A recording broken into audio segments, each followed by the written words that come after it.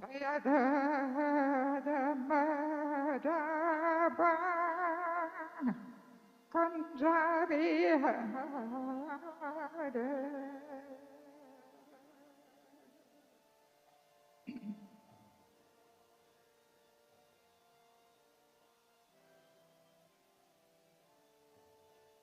Gopi Janaballapa Kivarare.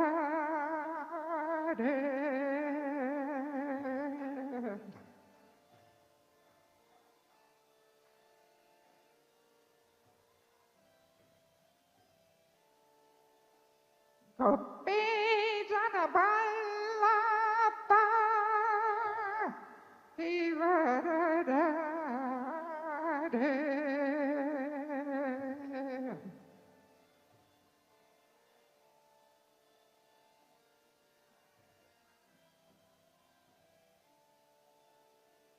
Yasharanandana Vachachanarandana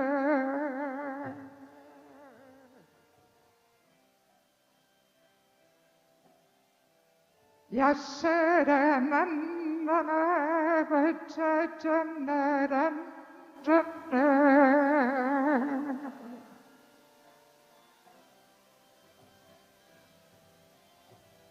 Yamunatira Vanachare. Slowly. Yamunatira Vanachare.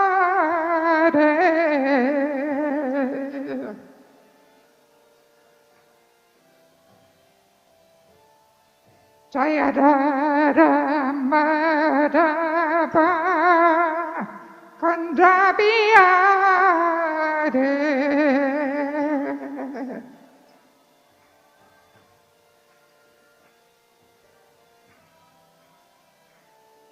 Jayadara Madhava Kunjabi Hare.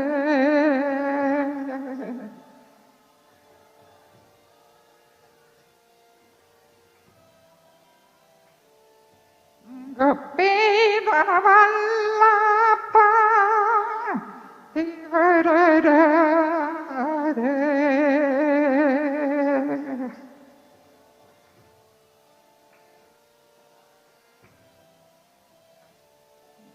Gopi Janaballapa Kivarare.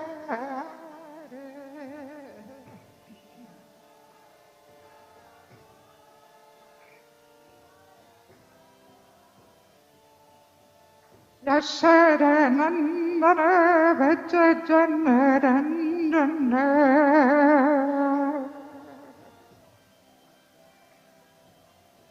Yasharanandana Vachachanarandana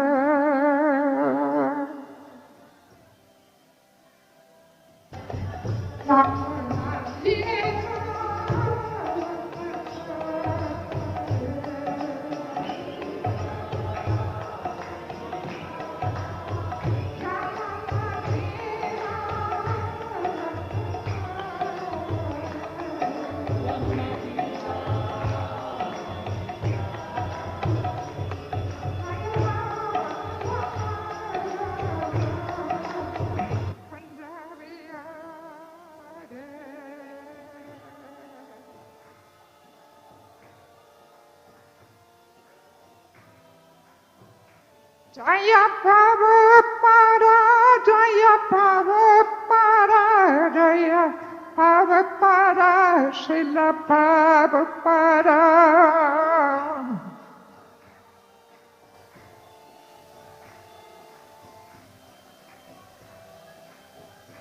Nitai Gariba, Haribo, Haribo, Nitai Gariba.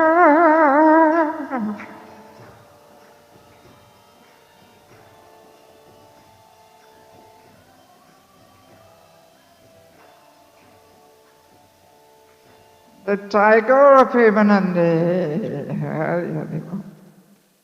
Let me explain, at least when I sing Jayavada Madhava, the first time I like to start very slowly and prayerfully, and then the second time we catch up the speed, you know?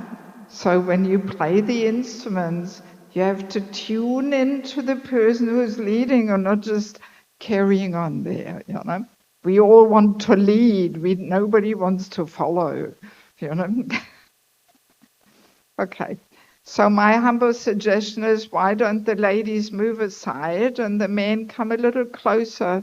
You know, you're sitting all the way back there, just move this thing aside and sit here, please. Yes.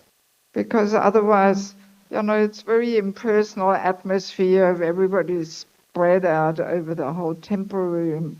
So, ladies, ladies, Matajis, just move aside. We're only a handful of ladies here. So, and the men, please all come forward. Okay, good. Somebody can take the harmonium away.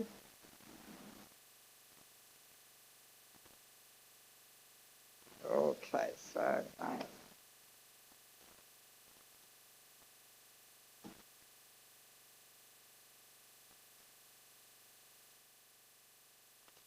Om Agyantmandasya Gyananjalashalakaya Chakshunmilitam Jena Tasmai Shri Guve Namaha Shri Chaitanya Manupistam Sthapitam Yena Buddhale Swayam Rupakaramayam Dadati Swabadantikam Namam Vishnupada Kushabhista Buddhali Shrimate Bhaktivedanta Swaminiti Namane Namaste Saraswati Deve Govani Pachayine Nivishesha Shunyavadi Pasata Dishatarine Vanshakapatuvasha Kripa Sinuvevacha Patitanam Pavanebhyo Vaishnavebhyo Namo Namaha Jai Shri Krishna Chaitanya Prabhu Nityananda Shri Advaita Gadada Srivasadi Go Bhaktavinda Hare Krishna, Krishna Krishna, Hare Hare, Hare Rama, Rama Rama, Hare Hare. Why don't you move a little closer? Social distancing, is it? Pandemic is over, so yeah, so that's better. You know, I'm a personalist. I like to see my audience and reach them, and yes. That's why I don't like PowerPoint presentations. Then people always look at the screen. No, I want to have contact with my audience. I don't want them to be all distracted and look at the screen. You know? Yes. Okay, so today we have the topic of envy, right? Envy, our main obstruction within our relationships. So envy, very relevant topic for every one of us. It's very subtle. Please, everybody switch off your phones. Yes, so envy is very subtle. Very often we don't even identify it. It's so subtle. And that's why I like to discuss the topics, just so we become more conscious of it. And it very nice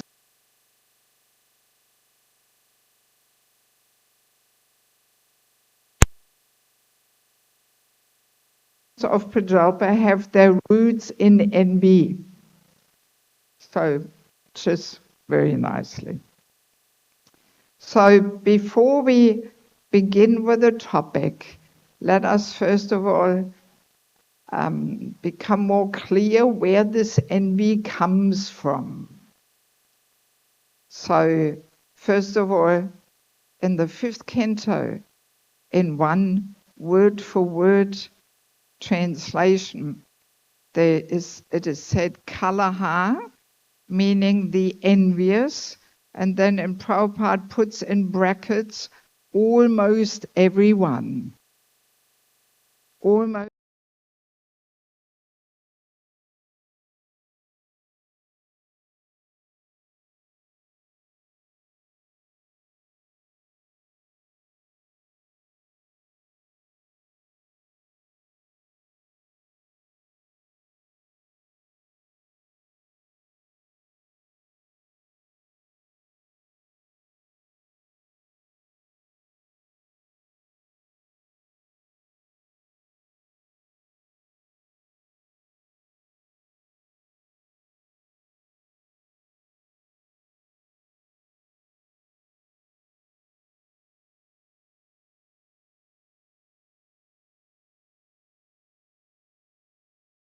where we hear how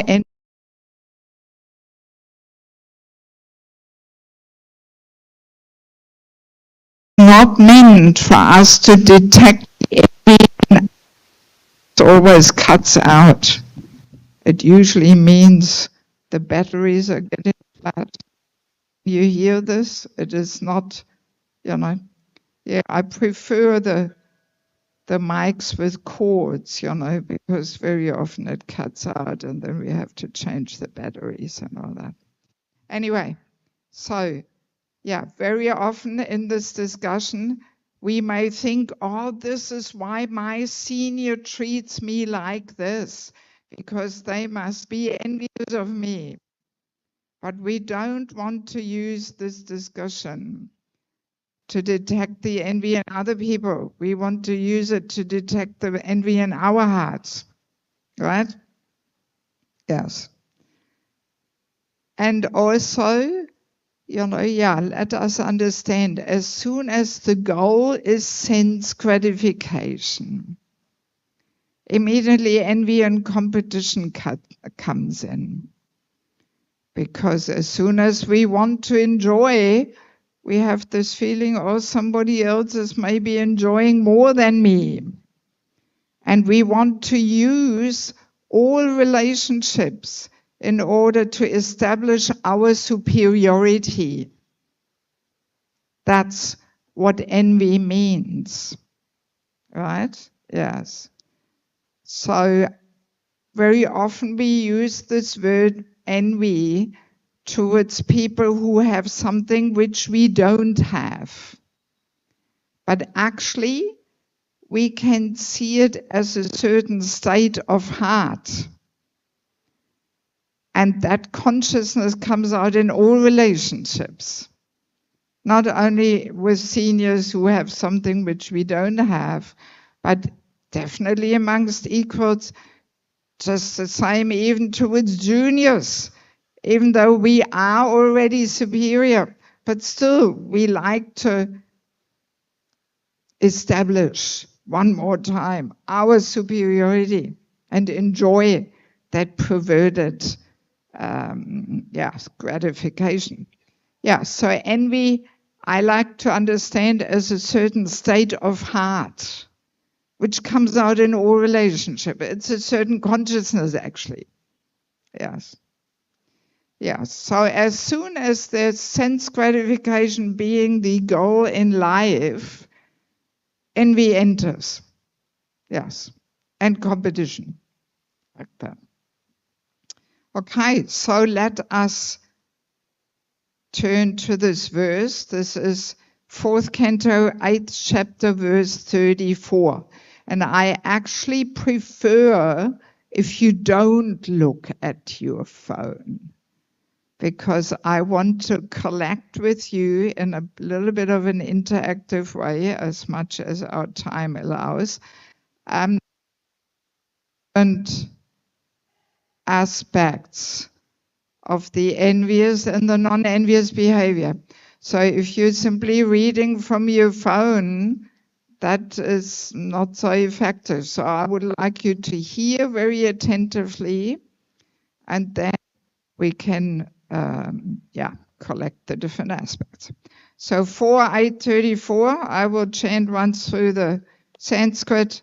Gunadikan mudam lipshet anukusham gunadamat maitrim samanad anvichenna tapir abhibhuyate. So translation by Srila Prabhupada. Every man, and I mean here man means human, not man in opposition to woman. So every man should act like this. When he meets a person more qualified than himself, he should be very pleased. When he meets someone less qualified than himself, he should be compassionate towards him. And when he meets someone equal to himself, he should make friendship with him. In this way, one is never affected by the threefold miseries of this material world. So that's already an interesting statement, that if we just learn how to act without envy, we will not be affected by the threefold miseries. Wow, amazing. Yes. So let us read the purport. Generally, when we find someone more qualified than ourselves, we become envious of him. So Prabhupada uses the word in that term, that we are envious of somebody who has something which we don't have. When we find someone less qualified, we deride him. And when we find someone equal, we become very proud of our activities. These are the causes of all material tribulations. So one more time, the statement is there, that if we if we act in an envious mood, we will be miserable. The great sage Narada therefore advised that a devotee should act perfectly. Instead of being envious of a more qualified man, one should be jolly to receive him. Instead of being oppressive to a less qualified man, one should be compassionate towards him, just to raise him to the proper standard.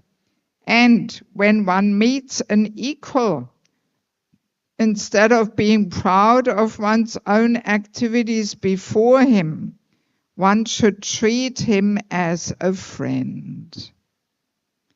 One should also have compassion for the people in general who are suffering due to forgetfulness of Krishna. And Prabhupada, in the last sentence, he often time hits the nail on the head.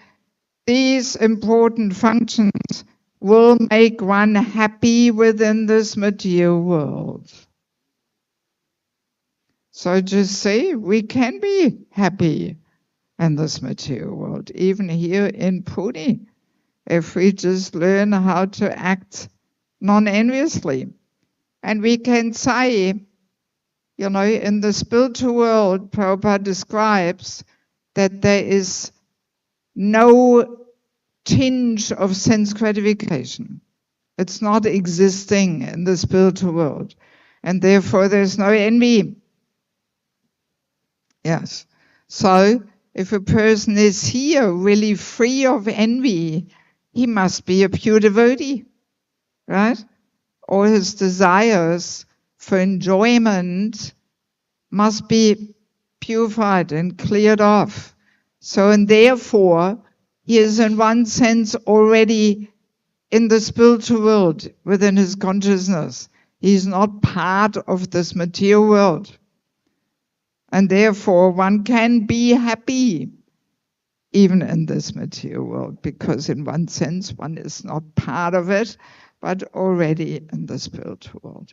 Because usually we always say we cannot be happy in this material world, right? Yes. So then one may think this is contradicting. How come Prabhupada says one can be happy? Yeah, because if we are free from envy, then within our consciousness we are not part of this world, right?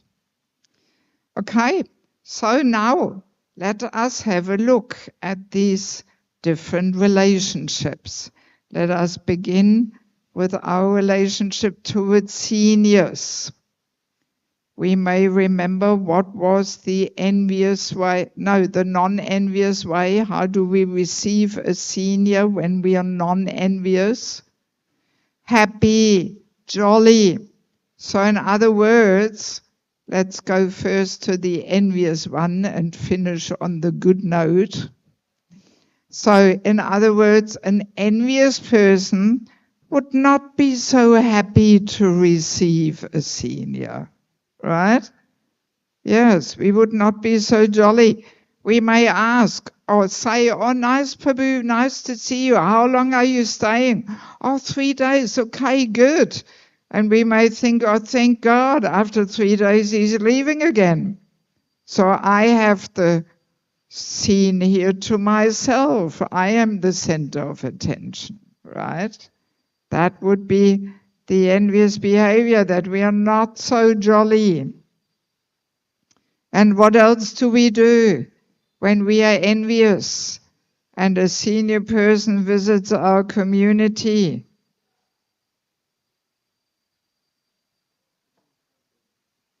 We don't serve them. Okay, so what do we do instead? Yeah, we neglect them, we ignore them, we don't give them any attention, we pretend they're nobody and nothing, not worth giving any attention to, right? That's how we try and reduce that person's position. And what else do we do? What else do we do if we are envious of a senior? Especially of a senior, but even equals also. But what do we do when we are envious? We talked about it yesterday. Huh? Yes, we try and find faults, right? You were all here yesterday, all of you?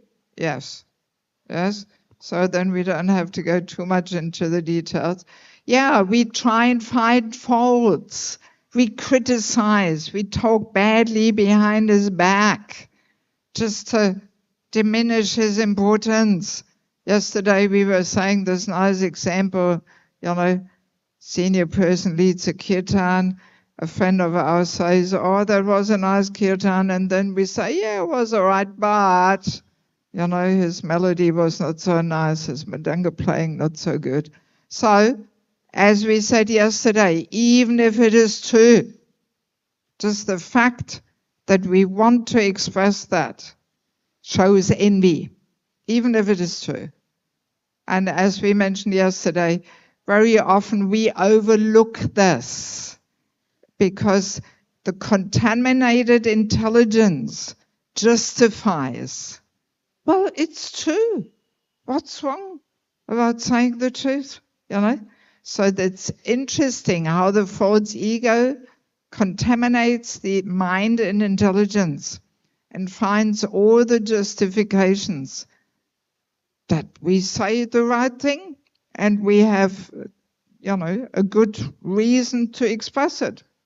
Or we say, well, I'm just sharing with my friend, my experience in the kirtan, But actually, if we look within our heart, we have to detect some envy there. Yes. Yeah, so let's go to the non-envious behavior. Receiving a senior. What do we do? Well, we said already we are happy, we are jolly to receive him. So what else do we do? We facilitate him. We serve him. So how do we serve? Yes, so we in a menial way, pariprashnena sevaya, in a menial way we serve and we inquire, we hear. Right? Yes. That's how we are meant to associate with a more experienced person.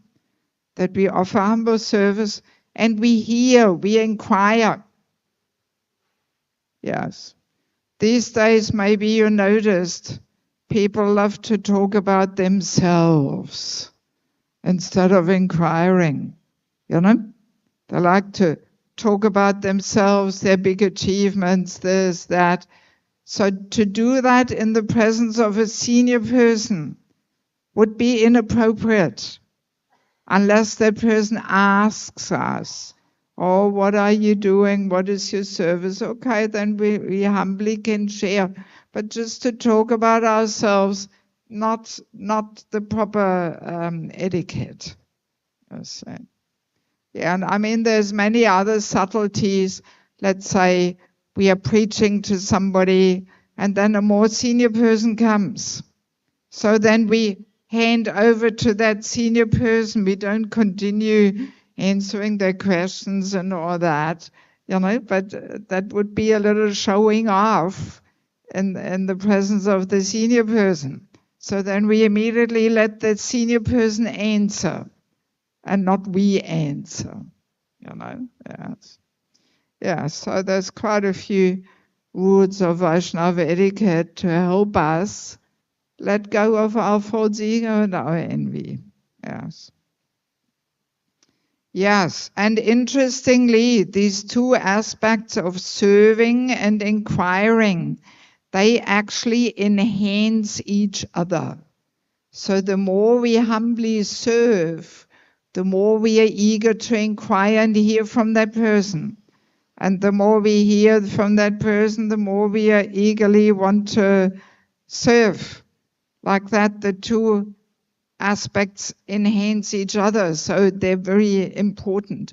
And not only with visiting preachers, but any senior devotee, you know. That's how we are meant to associate. That's how we take advantage of their presence, that we squeeze some nectar out of them. Because sadhu will only speak if people are eager to hear. But if people are not eager to hear, no need to speak, you know. So that's how we show our eagerness to capture something from that person. So let us move on to our relationship with juniors. So what is the envious behavior? Can anybody remember from the purport or verse, how do we behave towards juniors when we are envious? Yeah, you're always giving all the answers. We should give the others also a chance. So we deride them, right? We push them down. We are condescending, we say in English. We talk down on them. Even though we are already superior anyway, but we kind of want to enjoy in a perverted way the superiority by pushing them even more down. Right? So the mood is, when we are envious towards juniors, the mood is, all right, I want you to come up, but definitely not higher than I am. Right? Yes. I'm always here, you will always be there. Yes, that's the mood when we are envious. Actually, sometimes when we delegate tasks to a junior person, a non-envious way of delegating would be that we follow up. We ask, oh, how are you doing? Do you need some help? Do you need more money? Maybe you need more manpower. So that would be a sign that we want them to be successful, right? Maybe, the non-envious way would be that we want them to be more successful than we are. But the envious way of delegating, we will have the mood, either you do it or I do it. And okay, you want to do it? Okay, fine, you do it. Good luck. And we don't follow up, because maybe deep in our hearts, we actually hope that maybe they're not so successful. And then we can say, just see, I knew you can't do it. I knew I should have done it, but you wanted to do it. So now you see what comes out of it. So next time I better do it. So behind that kind of behavior, there is definitely some subtle envy there, because we don't want them to be so successful, and therefore we definitely don't follow up, we don't offer our help, and, yes. Yeah, so good to understand these things, because it's also subtle, and very often we don't identify them, So there's a few more things what we do with juniors when we are envious. Anybody has some idea what do we do when we are envious with juniors? Or you all are not envious and therefore you don't know? Huh? Very true. Yes. We unnecessarily or overly harshly and constantly chastise them and correct them. That is also a sign of envy, that we always pick on them and we always want to put them down and yes, as we said in the beginning, let us not allow our minds to think now, oh, just see it. That's why my authority, my senior chastises me all the time. He must be envious. No. If we think like that, what does it indicate? That we are envious. Yes. So let us not allow our envy to manifest in such a gross way, Yes. But good to know if we overly, harshly, constantly, unnecessarily chastise, correct, and, And this sometimes also comes out towards children, I have observed this, especially in the Western world.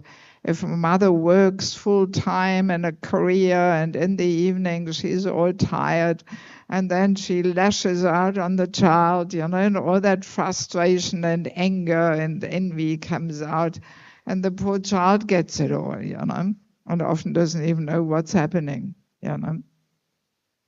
Yeah, so we have to be very careful.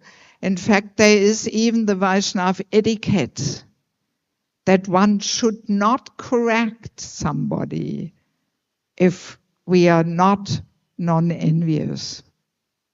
So, but if everybody almost is non-envious, so that means nobody can correct anybody. So what to do? So at least we should be very well aware that we have to be very careful when we correct others. For example, if we find ourselves in the situation when we see somebody doing something wrong and we get very irritated and agitated about it, and I have to tell this person right now, how can you do it? Oh, don't you know? And blah, blah, blah. So if this strong urge is there that we have to give the correction right now, it always means it comes from a false ego motivation, false ego envy.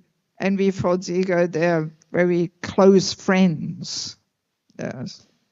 Yes. So if we find ourselves in this situation, we should not correct, because the most perfect correction becomes poisonous if it is given with false ego and envy, because it ignites the other person's false ego and envy in their hearts, and it is contaminating.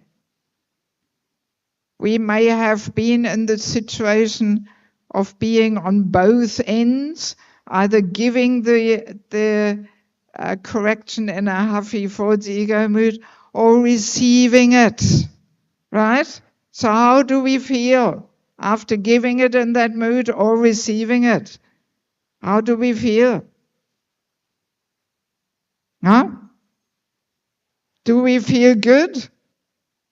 No, we have this ugly feeling in the heart, and we may be thinking, well, the correction was right. I had to give it. After all, I'm the counselor or, the head of the department. But no, we feel so bad and ugly because it is given with false ego and envy, and that contaminates our heart and their heart. Yeah. So good to know this, even in dealing with children, because children do provoke the false ego of the parents, Yes. So, we cannot be surprised if our children don't want to accept the correction, they rebel. Maybe because we have given it in a false ego mood, maybe, yeah, because it's so subtle, Yes. Yeah, so usually I tell people, wait until you cool down, and only then you give the correction. This may mean you have to sleep it over for one night, and then on the next morning, the world looks already different, But yeah, we have to wait until we cool down, until we relax, until this agitated urge to give this correction right now is over, and only then we can give the correction. And even then we can also have this prayerful mood before we give the correction. Please, Krishna, help me to make this correction in the mood of being the dear, most well-wishing friend, wanting the very best for this person. So if we have that prayerful mood, then Krishna allows us to be non-envious, at least for those 2 minutes when we give the correction, right? Yes. So, and also, if we are envious towards juniors, we may not want them, we may not give them good service opportunities.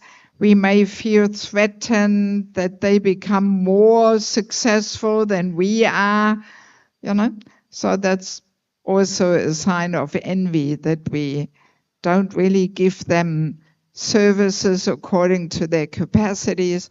Of course, when a new person comes to Krishna consciousness and they have some high material qualification, we have to be careful not to give them too quickly, some higher positions or something simply based on their material qualification, because that can feed and boost their false egos and can make them offensive towards the seniors. That people think, oh God, look at me, I can already do all this, but these spaced out senior devotees, they can't even get it together, So that's why Prabhupada recommended when a new person comes, even though they may be very qualified, they should first do menial service, cleaning the floor, this, that, Yes. Just to learn to become a humble servant. But if we give people for so many years menial service, then, that shows some envy. And of course, here in India, we often have, paid people doing the menial services. This, of course, it has a lot of advantages, but it also can have disadvantages. Yes. That we lose this humble mood of service. I mean, in the Western world, we can't afford to pay people for cleaning the floor or washing the pots. There you might sometimes see the temple president after the Sunday program going in the kitchen and cleaning the pots, But here in India, we think, oh no, I'm the temple president, who am I to clean the pots? Yes, I mean, somebody was once telling me,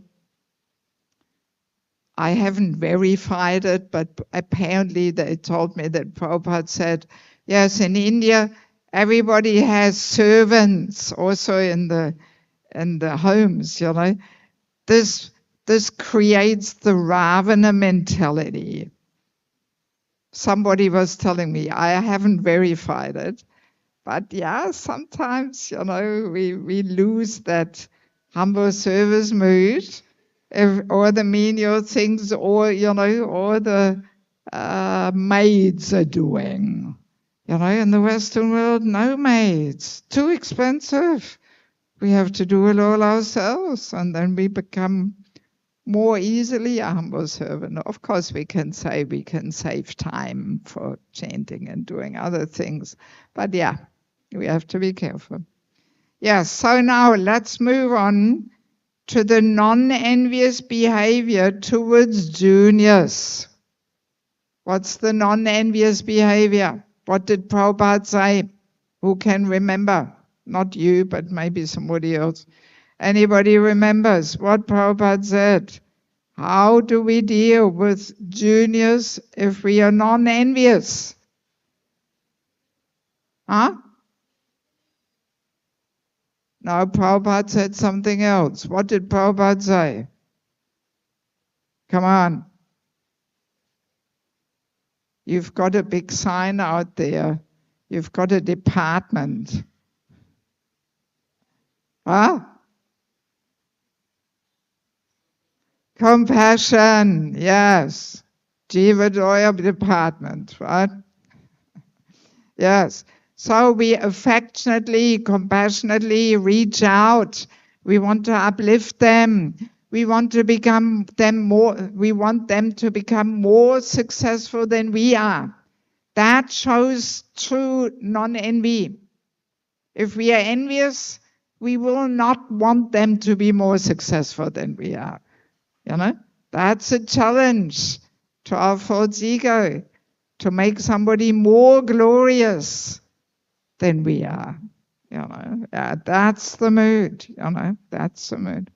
So a non-envious person knows how to connect with every living entity, no matter who they are.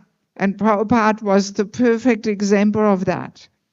Prabhupada could connect with a small child, with a hippie, with a drunkard, with a scientist, with a Christian priest. Doesn't matter who they were. Prabhupada knew how to connect with each and every person for their upliftment. And sometimes Prabhupada was very heavy, chastising people, calling them fools and rascals, mudhas, and. But people in general, they did not take offense because they could feel that Prabhupada was 1,000% non-envious, that Prabhupada was their dear most well-wishing friend, that it was for their very best that he spoke like that, right? So, but we can't imitate that. Sometimes we may think, well, Prabhupada talks about non-devotees like this, so we can also call them fools and rascals and mudhas. But no, because our heart is not free of envy. That's why very easily there is some pride and arrogance mixed in, that we think, oh, look at these mudhas, these fools, Not remembering that, only a few years before, we also were in ignorance and we were doing all kinds of things which we should not have done, Yes, so we have to be very careful that we don't imitate Prabhupada like that. So now, let us move on to the relationship with equals. What is the envious behavior towards equals? What did Prabhupada say? Anybody remember? You don't remember? You remember everything. How do we associate with an equal when we are proud? When we are envious, I said it. We are proud of our activities. That's what Prabhupada said. So I gave the answer myself. Yes, that's what happens. Two people meet And when there's envy there, we are proud of our activities. We chant our glories. What we've all been doing, this, that, the other thing, and again, we can all justify it by saying, well, I'm just sharing. I'm just sharing with my friend what I've all been doing. So what's wrong with that? Aren't we allowed to share? But yeah, it's very subtle how, in what mood we are sharing, you know. So between equals who are envious, there is the mood, yeah, all right, we are equals, but actually I'm a little more advanced and I'm going to prove it to you. That's the mood. So let us imagine an example. Let us imagine two not so mature preachers meet. And one says to the other, oh, guess what? I was in Delhi at the Rath Yatra, and they asked me to lead the kirtan. Even though there were so many Mahajas there, but they asked me, you want to have a look here, YouTube, I'll show you. Me leading the kirtan at the Rath Yatra. And then, yeah, at the stage program again, they invited me to speak. Amazing, I couldn't believe it. And then I flew to New York, and guess what? Again, Rath Yatra, and they invited me to lead the kirtan again, and so on, you know. And then after a while of carrying on, he says, and what about you, Prabhu? What have you been doing? So by then the other person says, well, I've done nothing compared to you. You're so great, I'm nobody. So he won the competition. Yeah, so these things in a very subtle way, they're all taking place. I've witnessed it all, you know. Yeah, so we're pretty good in chanting our own glories, trying to establish that we are just that little bit more advanced and so on. So now, what's the non-envious behavior between two equals? What did Prabhupada say? Who can remember? Yes. We treat them like friends. So now we may say, but friendship we can always have also towards seniors and juniors. Why equals? What's the special thing there? You know? So there is a very special mood amongst equals if they are non-envious. There is also a kind of competition there, but that competition looks very differently. What's the competition there? Huh? Trying to serve and please the other one. Yes, exactly. Due to Vaishnava humility, actually both consider themselves less advanced. And they like to treat each other as the superior. Right?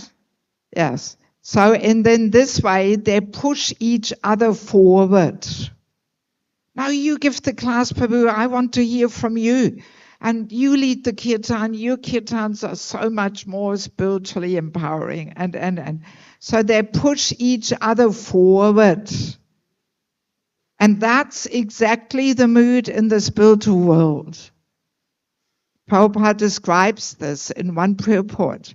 How in the spiritual world, even the most beautifully chirping birds, they rather want to hear the glories of the Lord chanted by the bees, you know, and how the gopis actually experience more bliss pushing the others towards Krishna and assisting them that they make the most pleasing arrangements for the Lord and not pushing themselves towards Krishna, you know. Yes.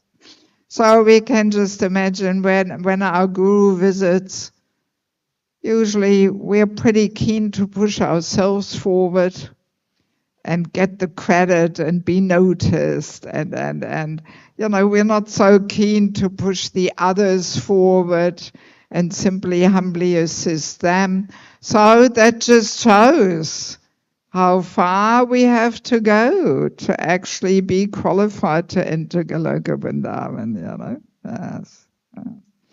Yes, so yeah, this friendship amongst equals is very sweet and confidential, because also there's some very intimate sharing happening, which we can only share amongst equals, not towards seniors, not so much towards juniors.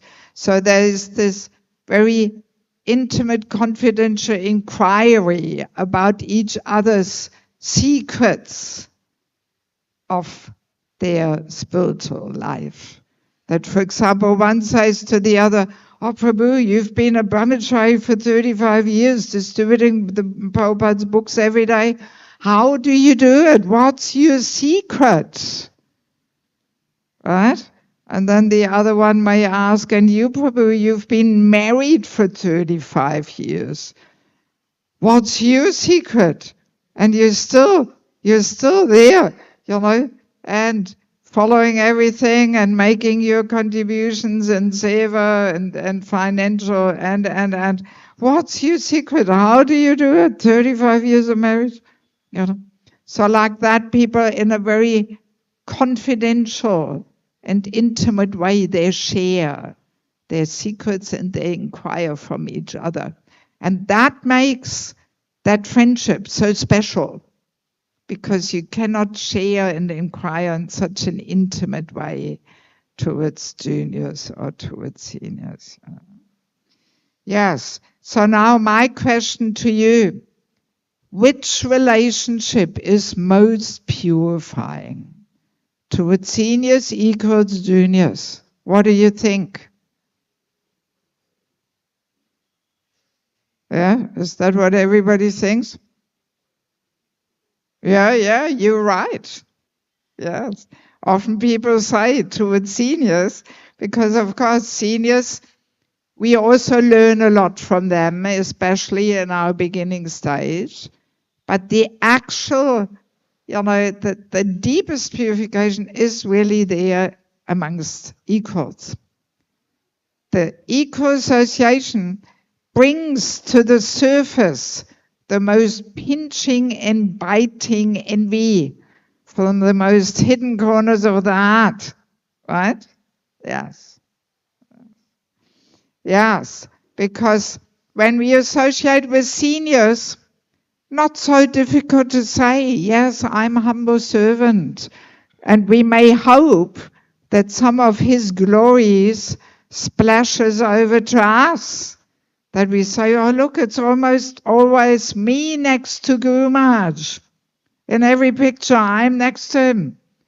So he is the most glorious person, and I'm the next glorious one behind next to him, you know? Yes. So we hope that this gives us some, you know, glory.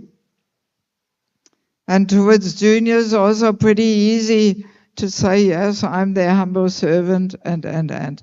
But equals, that's where true color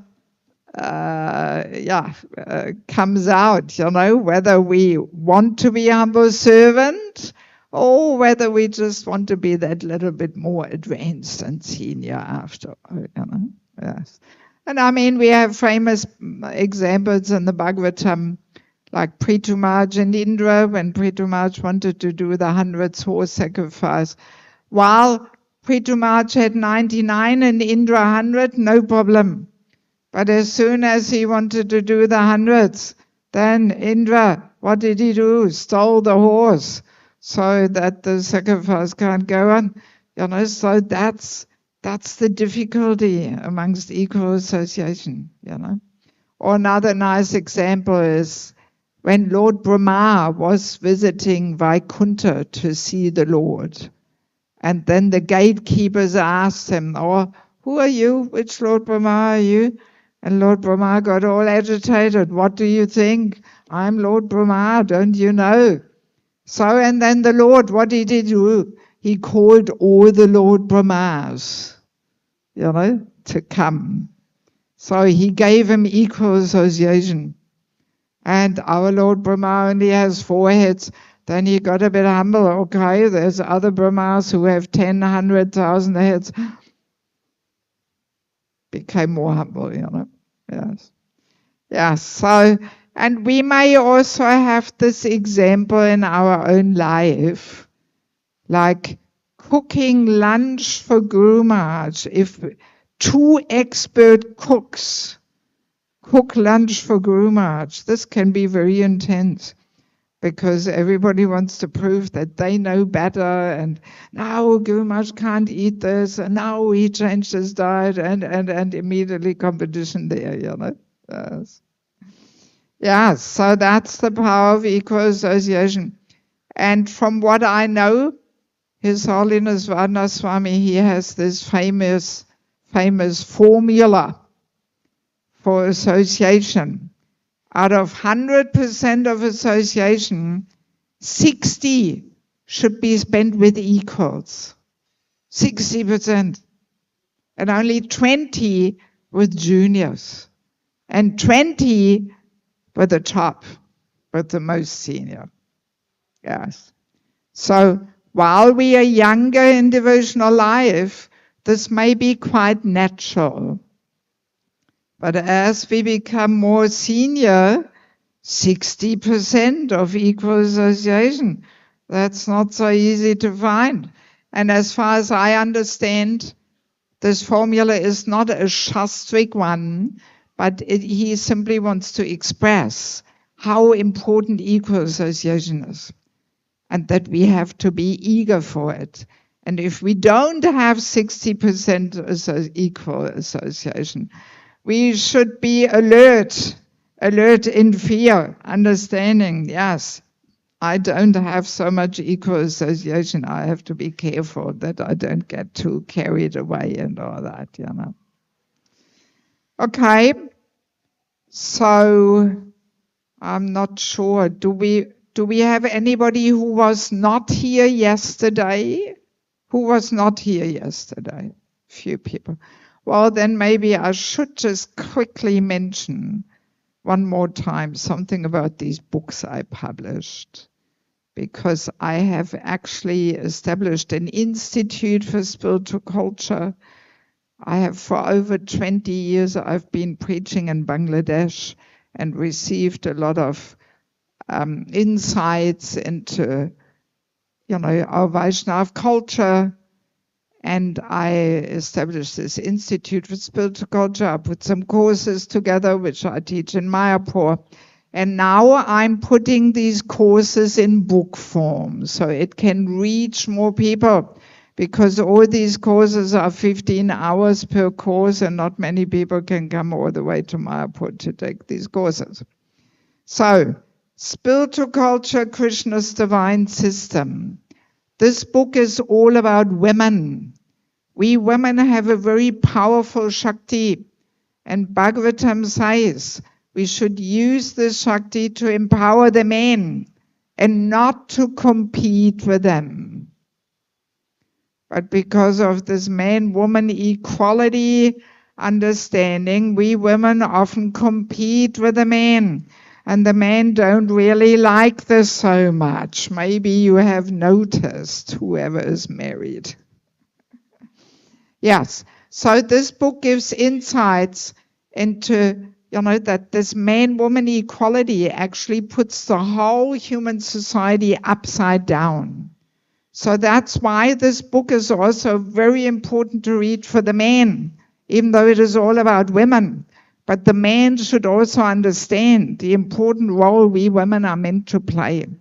Because, you know, we are meant to be the power of inspiration to the men. Yes. So if the woman's role is not understood and it's neglected, then the whole human society goes down. And this is what's happening in Kali Yuga, So very interesting, very helpful for married life. It's a must for every soul in a woman's body, and also every soul in the man's body. Okay, sheltering relationships. This is all about the importance of having a counselor. That this should not be just some external formality, but deep in the heart, we actually have to take shelter of our counselor. So when you read this book, you will be convinced that without having a counselor and eventually becoming one, we actually cannot make advancement. And that topic of envy is in this book actually.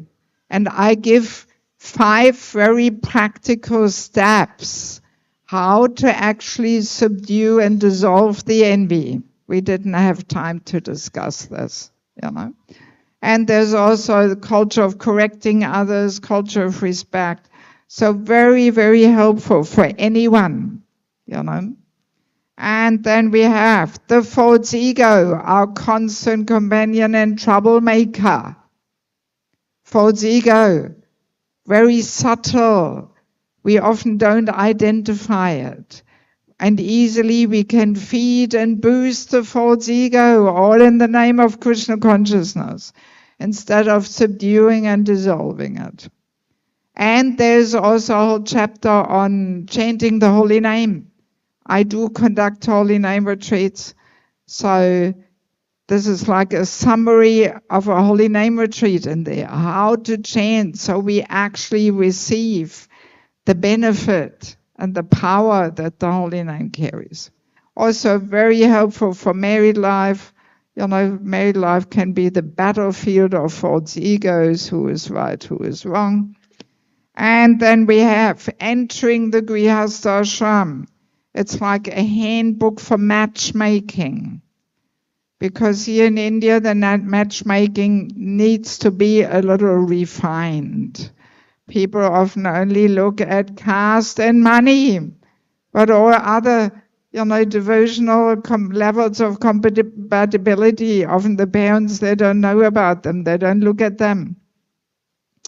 And the most important thing is we have to give people more time when they enter married life to discuss topics. Like here is a whole list of very important questions and topics, over 200, that should be discussed before we marry.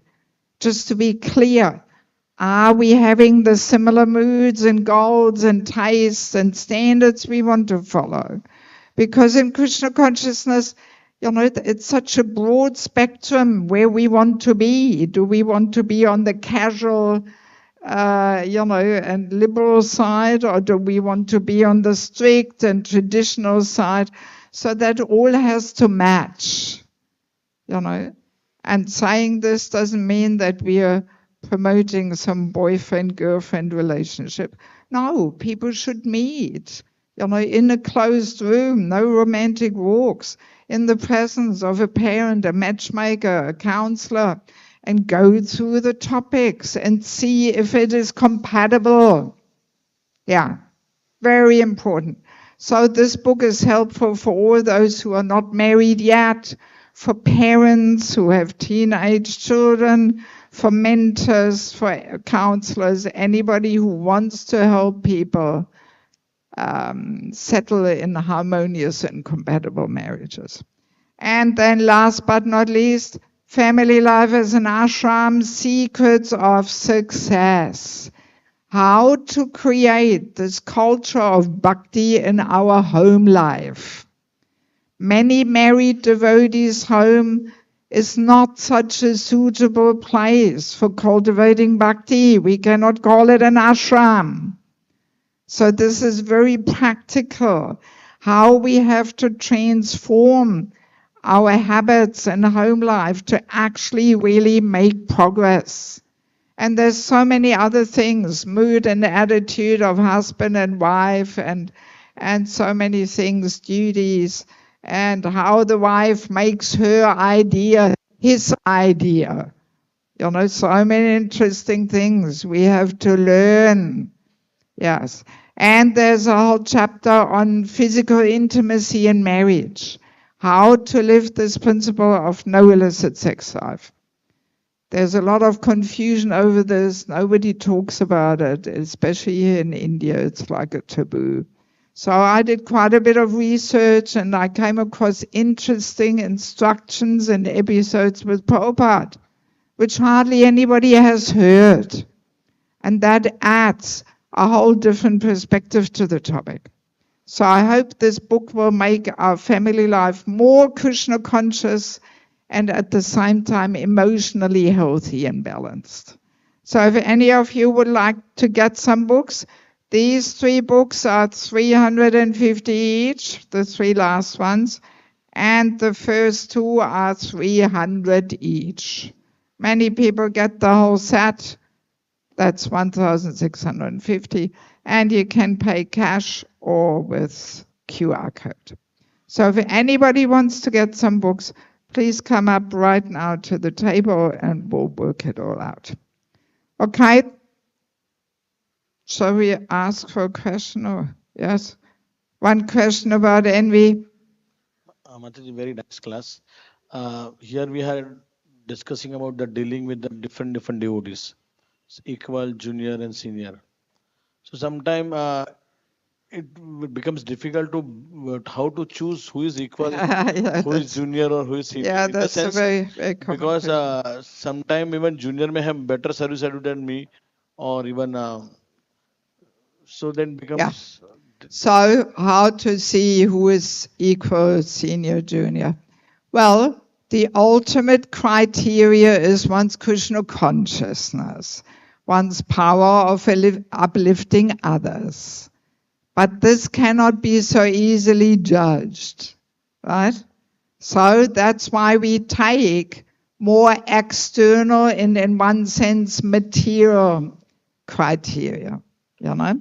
So of course the most common one is, when did this person get initiated? First initiation, second initiation. Even though it doesn't mean much, as you say, sometimes junior devotees, they're more, you know, absorbed and maybe have even more realizations, more bhakti. We don't know, you know. Yes, but still we have to start somewhere, you know. So that's the most common criteria. Then also the mere age. If a person is 30 years older, we consider them superior just because of their bigger life experience, or managerial position. So even if a person is more junior towards us, but he has a managerial position and we don't, we consider him superior. But then also that manager, out of Vaishnava humility, will say, no, you are actually senior, you know? Yeah. And then also the ashram, renounced phase of life, sannyas, is always considered superior, you know, even though a grihastha may be longer in Krishna consciousness or whatever. And then Bhaktivinoda Thakur, he gives another funny criteria, which we usually don't hear so often. He says, he is superior who is bigger in body. Yes, Bhaktivinoda Thakur. That's what he says. Yeah?